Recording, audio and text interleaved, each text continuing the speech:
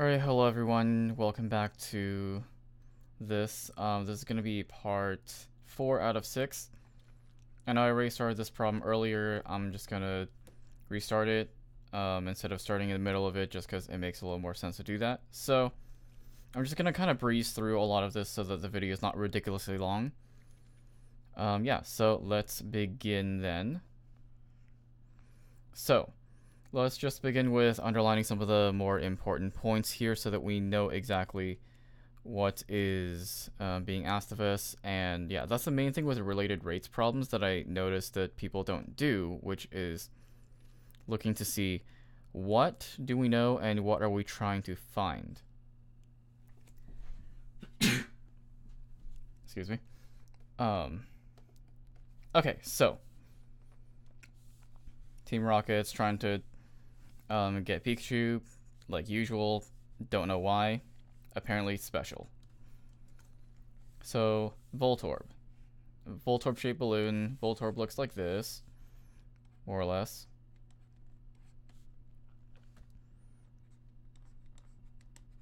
This is my first time drawing a Voltorb from memory, but yeah. Anyway, so, it's a sphere. So let's draw a diagram. Here's the balloon. Now let's start labeling in the given information that we have. So first thing is we know that it starts pumping in at a rate of 10 meters per second cubed.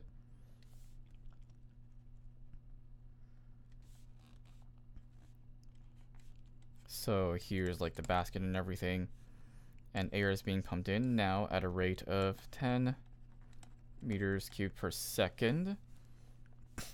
And then it'll start flying once diameter is 5 meters. In other words, radius is 5/2 meters. This is going to be important. Radius is mostly used when you're doing this type of stuff rather than diameter, because the volume is actually going to be in terms of radius. So just a quick thing, v equals 4/3 pi r cubed. That's going to be useful later on. Okay, so what are we trying to find though? We're trying to find, so you're just basically translating this from English into math, how fast the radius is increasing. So that gives you, that's dr dt, right? When the balloon is able to take flight. So we actually do have a condition for that, which is this. So when r equals 5/2, right? So I'm gonna scroll down so we can see that better. So that's what we are looking for, and we have this as a formula that is useful for us. We have this is actually dv dt. So we'll use that. So we'll ddt this whole thing. And we get dv dt equals 4/3 pi 3r squared. So the 3 is going to divide out. And then so we have this r squared, but we also need dr dt. So remember the whole chain rule thing? Just always dr dt. D whatever this is, d whatever dt it, no matter what. That way you'll never forget to do this. Okay, so we want to isolate for dr dt, right? We want to find out what that equals. So if we divide out everything, which is this, then we get dv dt all divided by 4 pi r squared equals dr dt. However, we want when r equals 5/2. So we know that dv dt is that, and then 4 pi 5/2 squared. Alright, simplifying that, we see we get this going on. 5/2 pi times 25/4. And we'll get 5/25 pi over 2. So I'm just going to cancel things out as I go, and You can most likely figure that out as you go. Okay, so 5 times 2 over 25 pi. Then we get 2 over 5 pi as our final solution here. And you should include the units, which are going to be meters per second, because that's the radius increasing how fast? Meters per second. All right, moving on, so you can pause if you need to go through this. Integration. So the basic idea of integration is what's called antidifferentiation. So differentiation means finding the slope of functions. Antidifferentiation essentially is going the opposite way. So if you have a function x squared, you ddx it, you get 2x. If you have a function 2x and then you integrate it with respect to x, then you end up with x squared plus a constant, because that constant, if you differentiate a constant, that's just 0. So it's possible that there was a constant here. It just depends on additional conditions. Always put the plus c no matter what. So without antiderivatives like that, there are some techniques and strategies called substitution, integration by parts, partial fractions, and improper integrals. These ones specifically are used in BC. There's also trig sub. I'm not going to go over that because I don't think it's ever directly tested. But I'll probably just do a thing on my own for that later on, separate video. All right, so substitution, let's just go through it.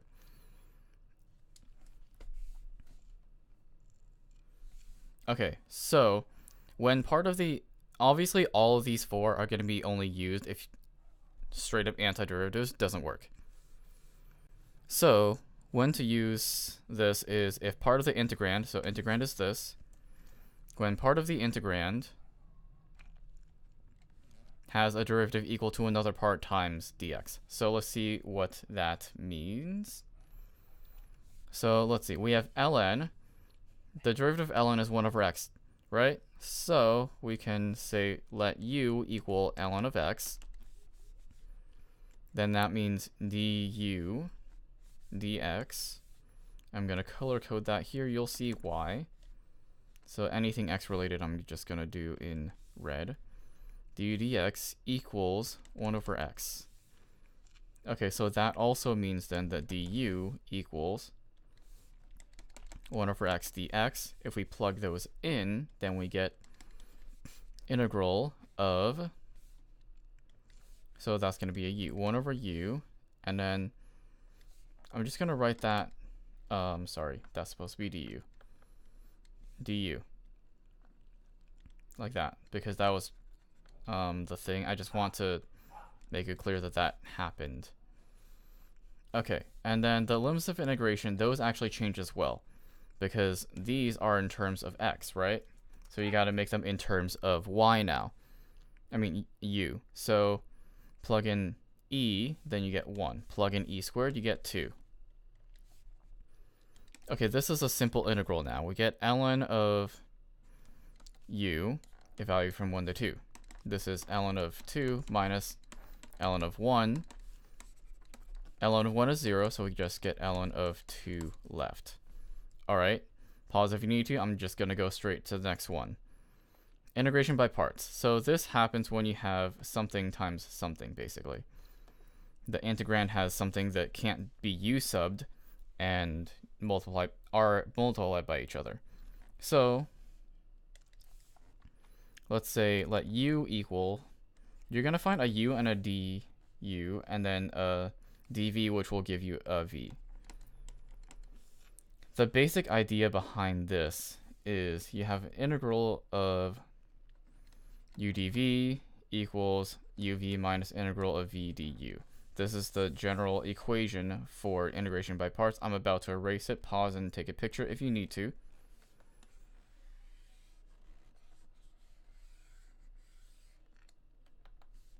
Okay.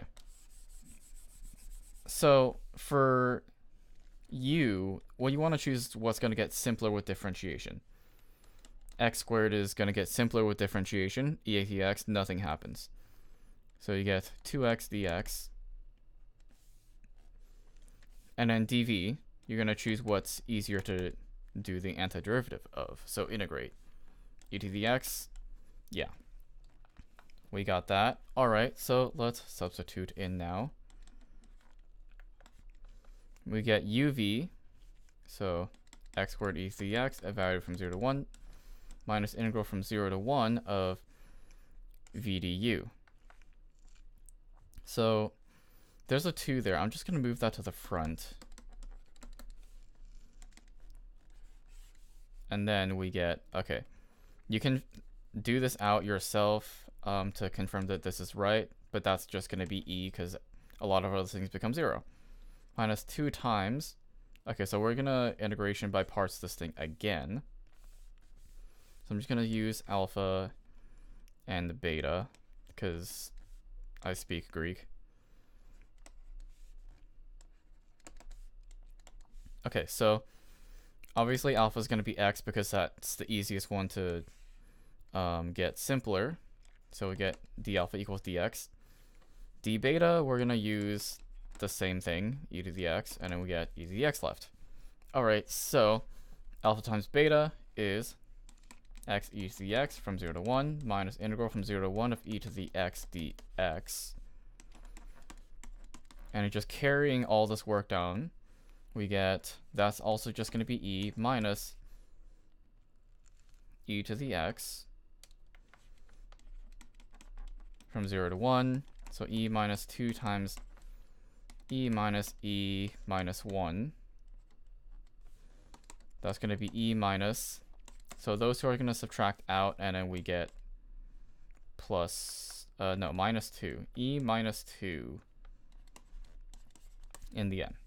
All right, again, pause if you need to. I'm just going to move straight into the next thing.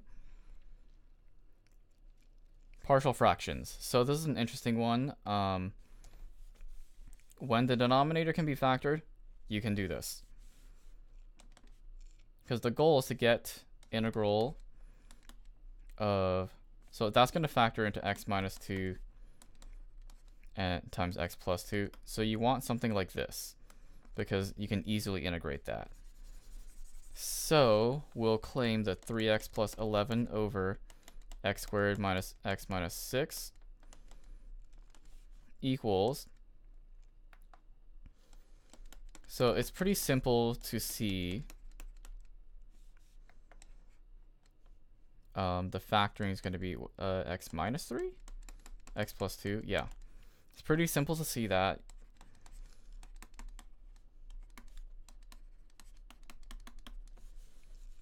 So this is going to be a thing that we want. So let's just multiply that fraction out and get what we need. So a times x plus 2 plus b times x minus 3, all divided by x minus 3 times x plus 2. All right, now I'm just going to work with the numerators because it's less cluttered. So 3x plus 11 equals, I'm just going to distribute out. You can do the work to confirm that it's right. A plus b times x. I'll just do it all out. Ax plus 2a plus bx minus 3b, which is a plus b, all times x, plus 2a minus 3b. Okay, well, let's see. Coefficient of x is 3. Coefficient of x is a plus b. The constant is 11. The constant is 2a minus 3b. So I'm going to erase some of the work up here. Take a picture if you need to. Pause the video if you need to.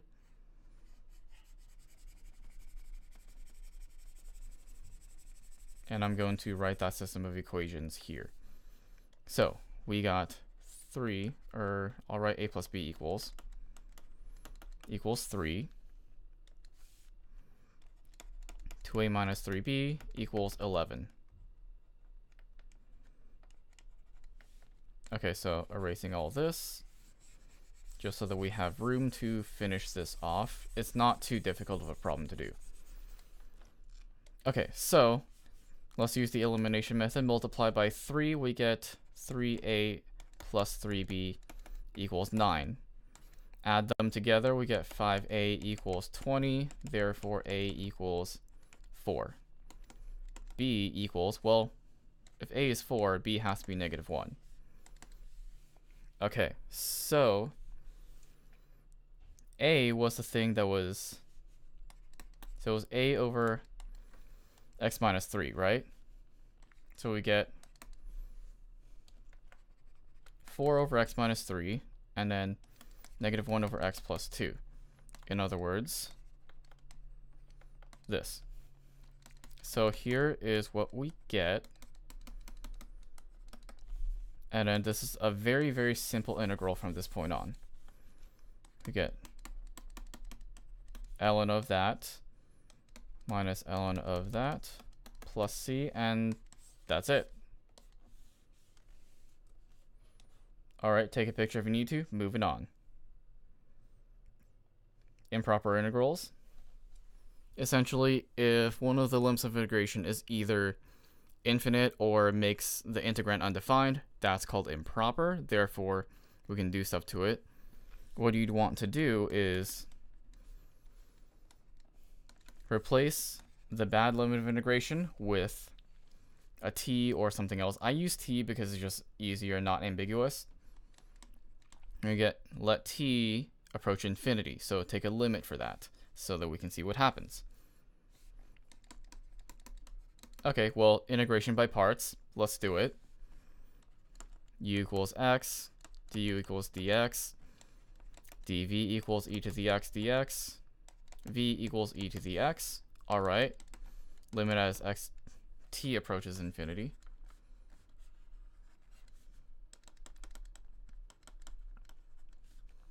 Of, okay, so that's going to be, sorry, that's an x. X e to the x evaluated from 0 to t minus integral from 0 to t of e to the x dx, right? Yes. Equals the limit as t approaches infinity of, that's just going to be t e to the t minus, let's see, that'll be e to the x from 0 to t, limit as t approaches infinity of t e to the t minus e to the t plus 1. So you can look at that also as limit as t approaches infinity of e to the t times the quantity t minus 1, all plus 1. So the plus 1 at the end doesn't really get affected by the limit, right? Because it's not t. But t minus 1 goes to infinity, e to t goes to infinity, so this is actually an infinite limit. This is what we call a divergent integral. If you had something that equaled a specific value, then this would be a convergent integral. So some improper integrals are going to be infinite, some of them are not going to be. So just if you can integrate, you'll be able to find that out fairly easily. All right, so now we're going to go over FTC and then finish with that. So FTC, let f be continuous on a to b, and let f be the antiderivative of f. Big F be the antiderivative of small f, so big F prime equals small f. So this is called the net change part, or that's what I call it. Some books call this part 1, some books call this part 2. That is why I call it net change instead of part 1 or 2. So if we have this happening, then the integral from a to b of f of x dx equals the antiderivative evaluated at b minus the antiderivative evaluated at a. Okay, so that part is the part that's like really easy usually. So everyone kind of knows that. We've applied it already. Derivative part, let's look at this. This is the weird one. Sorry, this should be an x instead of a t. But yeah, so I'm just going to edit that as I speak. Okay, so as we look at this, let f be continuous on a to b, then let's define this function g of t and g of x be a integral from a to x of f of t dt. Then we know that g of x is differentiable on this interval, and that g prime equals f of x. Okay, so why is this true? Like, this seems kind of clear, but also kind of like, well, how do we apply this to a problem? And it's helpful to understand why it works before we apply to a problem. So big F prime equals small f, right? So then this means we have big F evaluated at x minus big F evaluated at a. So if we find g prime, that's saying ddx of this. So that's big F prime minus 0. So that means it equals f of x. Okay, that makes sense, right? Let's apply it to a problem and see what we can get. So if we evaluate this, then what we're doing is essentially saying that we're going to find the antiderivative of this thing and then take the derivative of it, right? So just real quickly up here, what if this were x squared? Then this would be x squared times 2x on the outside because chain rule, right? So down here, similar thing. Or if that were like x cubed, then it'd be times 3x squared. So let's look at this then. If we did this, then g prime equals this all times 2x. In other words, 2x sine x squared times tangent x squared.